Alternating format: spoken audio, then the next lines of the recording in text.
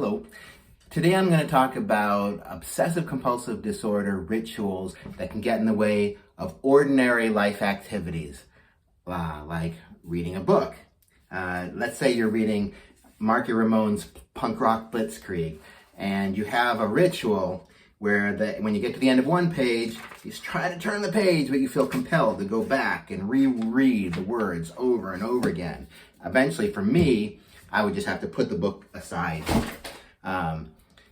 Imagine how hard that is if you have that problem studying from textbooks. There's a simple strategy to work on alleviating difficulties like that. And it's not that when you're in the middle of it, you resist it, maybe deal with the anxiety. It's really hard when you're in the middle of something like that. That's why it's better from the start to set yourself up for success and to practice doing it free of OCD. Here's an analogy. You're driving. Have you ever found yourself driving someplace very familiar, like work or home or friend's house, and suddenly you don't know how you got halfway there because your subconscious mind was driving? You were in the middle of a daydream. And thank goodness that your subconscious mind has this ability to keep you alive and safe by driving down this familiar route. But let's say this is the route that you normally take. Let's say you wanted to take this more obscure route because you wanted to drive by a muffin shop and get a muffin. Well, if you're already in the middle of this other route, there might not be any side streets or easy off-ramps to get to that muffin. And you're not going to get any muffins that day. But the next time you drive to work or your friend's house, if you decide in advance that you're going to go to the muffin shop on your way, then you can do it. You're giving your subconscious mind instruction. Actually, you're taking the wheel from your subconscious mind and you're driving the car so you can make sure you get your muffin.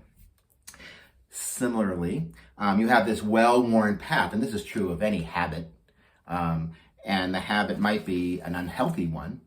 So you want to try a different path. That's why I recommend taking something simple, something just take 5 minutes, and doing it as a practice, not because you feel like reading a magazine right now, but it's achievable, or much more achievable than stopping in the middle of a ritual and resisting it. So let's say you could give yourself the task of looking at all the cartoons in this magazine, knowing that you're just going to read it and then go to the next one and read it and then put the thing down.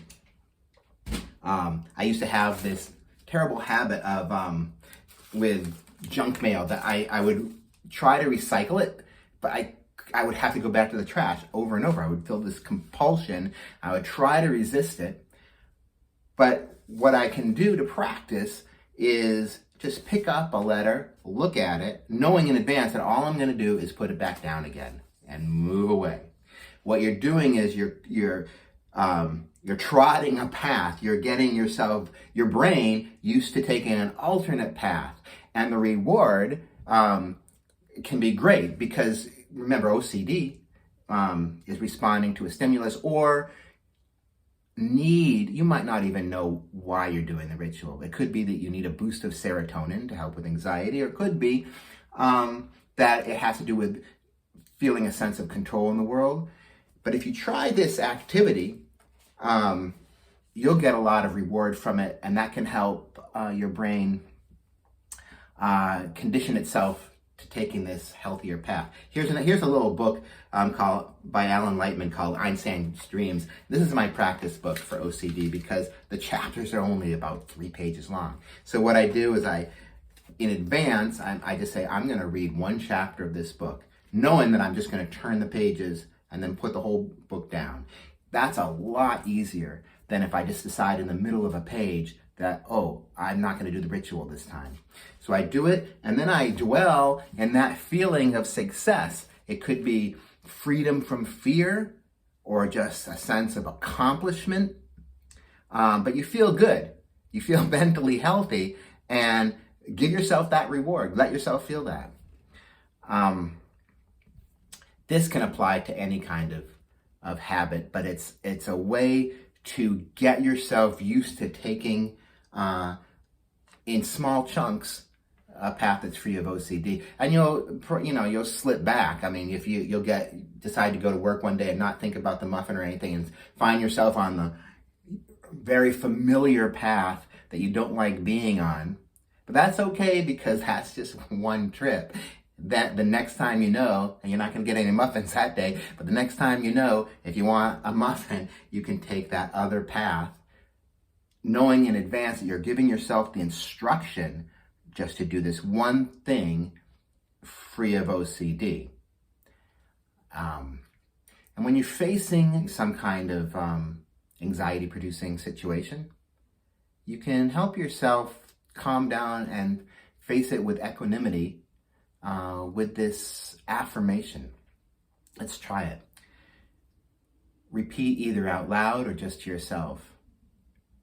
I am relaxed. I am tranquil. I am fearless.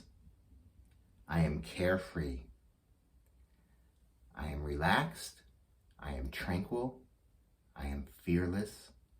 I am carefree. I can feel my own energy calming down just by saying that. So it can be that before you embark on this little practice activity, you might want to try an affirmation like that to get yourself ready. And remember, the more you practice it, the easier it becomes. So try it, and then try it again.